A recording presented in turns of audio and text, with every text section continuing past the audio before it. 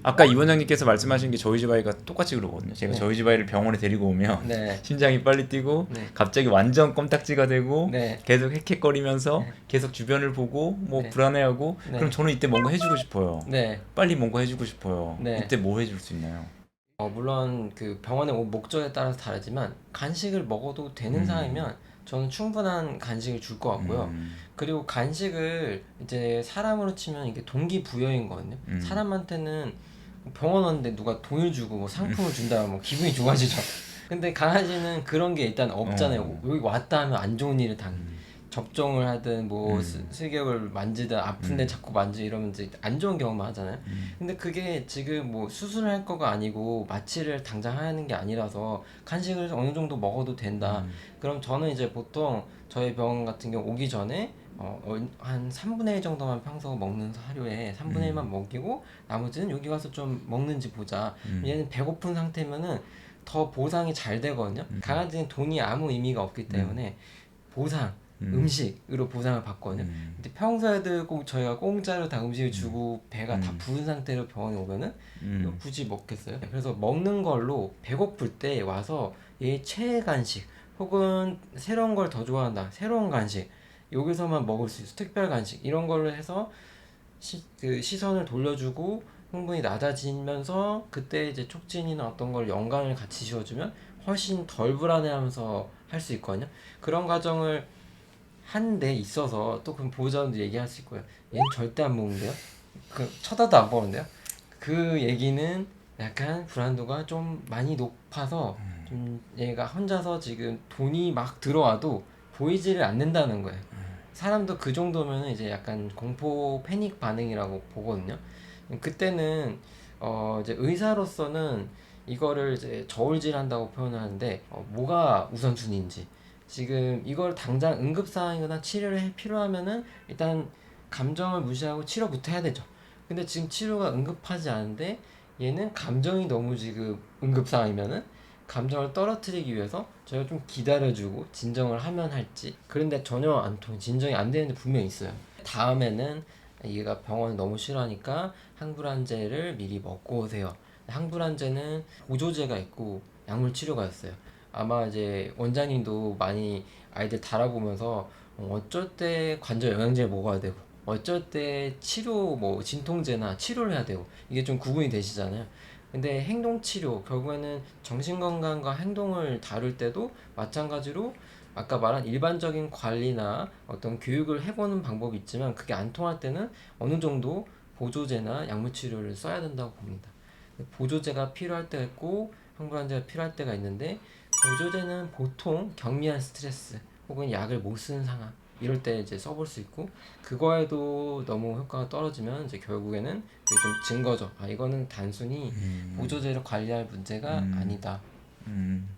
근데 저는 약간 트렌드가 바뀐 게 예전에는 골절 환자가 오면 정확하게 진단하자가 먼저였다 그러면 네. 골절 환자가 오면 저희는 무조건 몰핀부터 쓰거든요. 아 네. 그러니까 약간 진통과 네. 진정을 동시에 할 수 있는. 네네. 그리고 불안도가 높은 환자가 오면 저는 제 심장이 막 빨리 뛰는 것 같아요. 그래서 저는 네. 싫어요 그게. 네. 그러니까 우리도 수면 마취하고 내시경 하는 것처럼 네. 이 마취 깊이가 있고 심도가 있고 진정이라고 하는 것도 네. 우리가 수술할 때 쓰는 호흡 마취 정도가 아니니까 네. 보호자님들께서도 이제 동물병원에서 하는 진정에 대해서 네. 좀 너무 거부감이 좀 적었으면 좋겠어요. 저는 진정을 하는 게 더 인도적인 것 같고 아, 네. 실제로 중대형견 엑스레이 방사선 촬영할 때 네. 진정을 하면 환자도 편하고 네. 촬영하는 사람도 그렇고 네.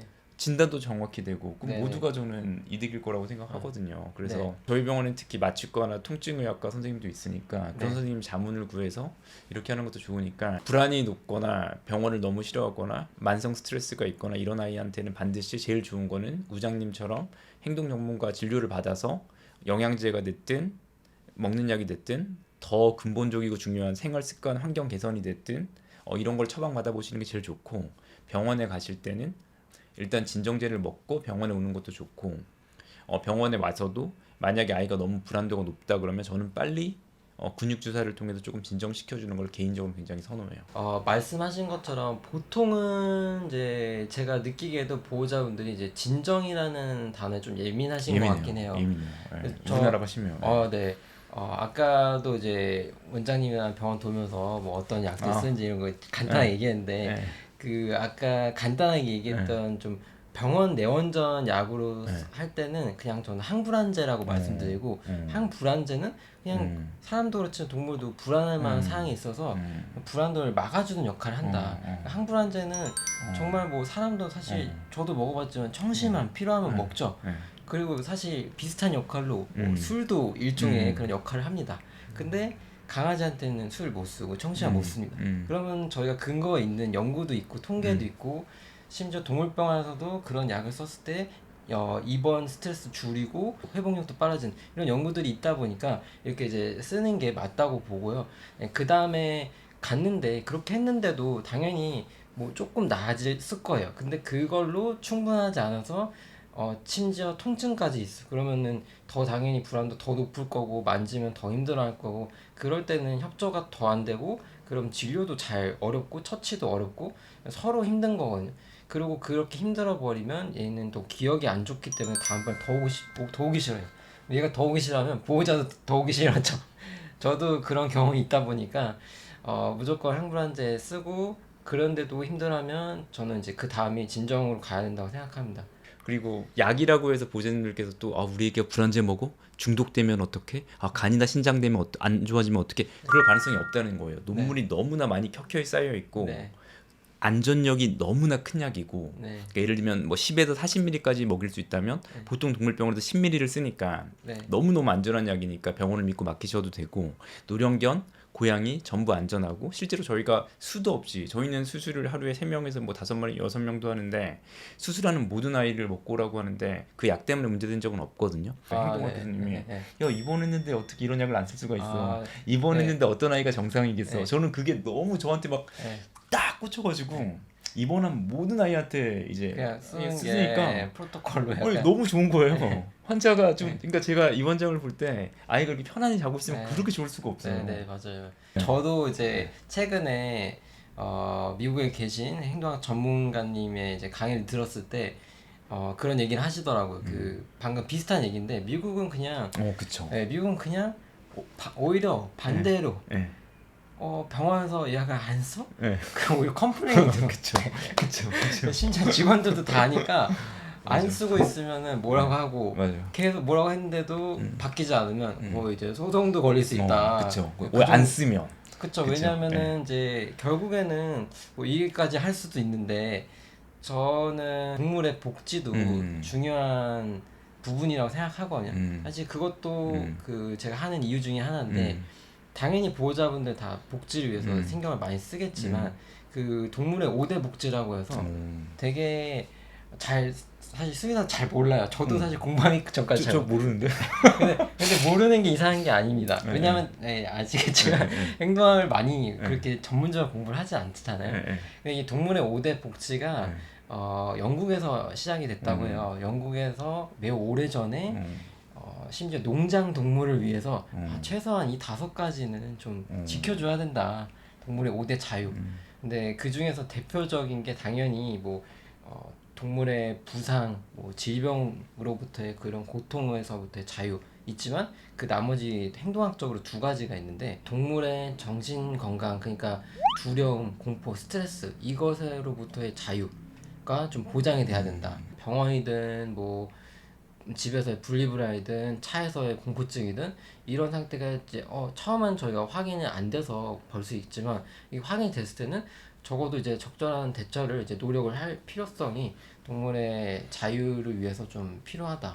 그래서 저희가 유튜브를 하는 목적이에요. 이 방송을 보는 모든 보호자님과 동물병원에 일하는 테크니션 분들께 간곡히 부탁을 드리는 건데, 저희 병원 테크니션 선생님한테 제가 제일 많이 하는 얘기가 선생님 이 아이 지금 호흡 이렇게 약간 가빠졌는데 왜 얘기 안 해요? 선생님 이 아이 지금 불안해하는 것 같은데 왜 저한테 얘기 안 해요? 이 얘기를 되게 많이 하거든요. 그래서 방금 이 원장님께서 말씀하신 입원 기간 중에 불안한 게 당연한 게 아니고 여러 가지 약물의 도움을 받을 수도 있고 다른 것에 도움을 받을 수 있으니까, 만약에 테크니션 분이라면 자기가 담당하는 환자가 조금 불안하거나 조금만 아파 보이도 수의사한테 계속 얘기를 하셔야 되고, 약물의 도움을 반드시 받자는 거고, 보호자님들께서도 약이 좀 거부 반응이 있을 수 있단 말이에요. 항불안제를 벌써 먹여? 나중에 안 들으면 어떡해? 이거 부작용 생기면 어떡해? 근데 굉장히 안전력이 큰 약들이 있고, 어떤 수의사도 함부로 약을 막 쓰진 않을 거니까, 단계별로 약을 쓸 거니까, 우리 아이가 좀 불안도가 크다면 아이 삶의 질 향상을 위해서 이 원장님처럼 행동 전문가에게 꼭 진료를 받으시고, 그게 아니라면 병원에 갈 때는 제가 저희 집 아이를 데리고 저희 병원 올 때 반드시 저는 약을 먹일 거다. 약을 먹이는 게 훨씬 더 인도적이라고 생각하고 그 약은 굉장히 안전하다는 말씀을 꼭 드리고 싶어요. 시청해 주셔서 감사합니다. 좋은 하루 되세요. 감사합니다.